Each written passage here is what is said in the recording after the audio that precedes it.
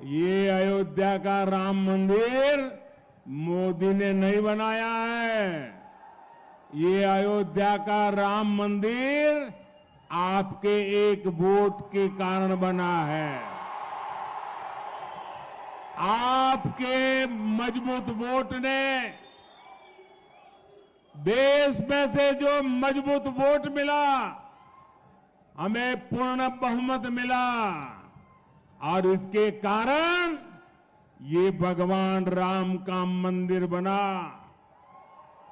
हमारे लिए एक एक वोट आपके सपनों को लेकर के आता है और हमारी एक एक पल आपके सपनों को संकल्प बनाने के लिए हम खपा देते हैं। साथियों, हमारे लिए तो आपका एक एक वोट सर्वोपरि है।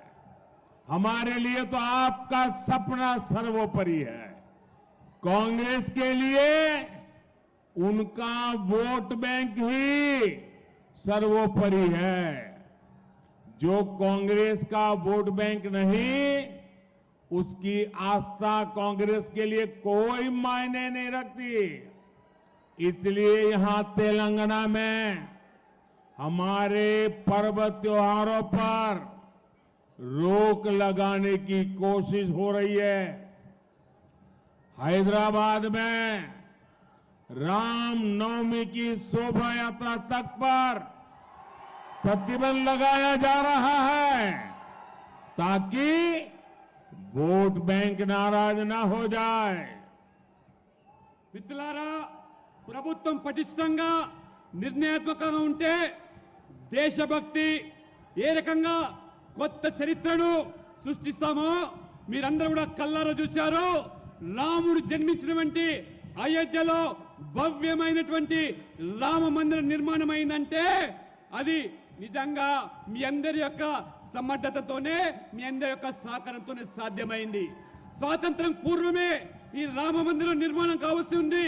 కానీ ఢిల్లీలో పటిష్టమైన ప్రభుత్వం లేకపోవడం వల్ల అది సాధ్యం కాలేదు. మీరందరూ కూడా ఏమనుకుంటున్నారు?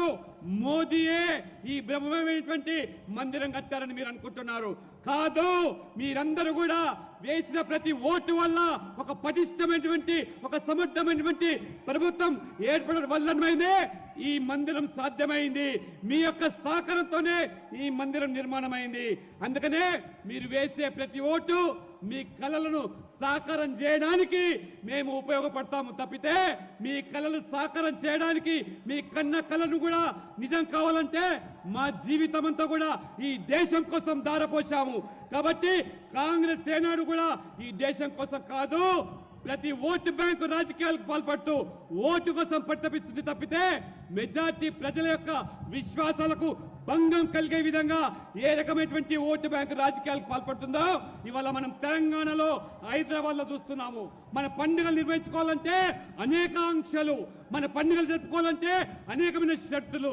చివరికి హైదరాబాద్ లో భవ్యమైనటువంటి శ్రీరామ నవమి శోభయాత్ర జరపాలంటే కూడా ఈ ప్రభుత్వము ఎన్ని ఆంక్షలు విధించిందో, ఎన్ని రకాల వేధింపులకు చేసిందో కేవలము ఒక వర్గం వారి ఓట్ల కోసమనే విషయాన్ని మీరు తెలుసుకోవాల్సిగా నేను కోరుతా ఉన్నాను.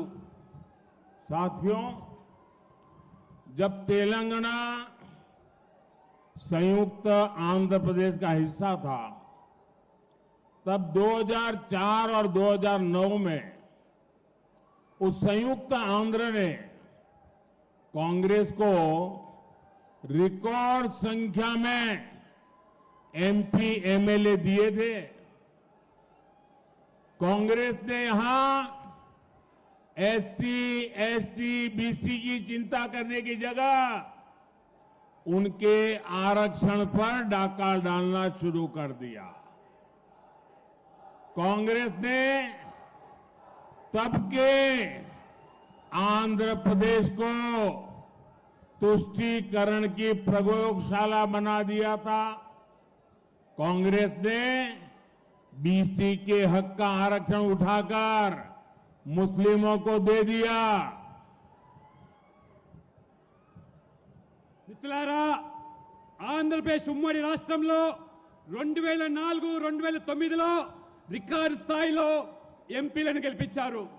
కానీ ఆ కాంగ్రెస్ పార్టీ గెలిచిన తర్వాత ఎస్సీ ఎస్టీ ఓబీసీల హక్కులను హరించడమే కాకుండా ఏ రకంగా వాళ్ళ అధికారాలను కాలరాసిందో మీరు కల్లారా చూశారు. ఆ రోజు కాంగ్రెస్ పార్టీ ఆంధ్రప్రదేశ్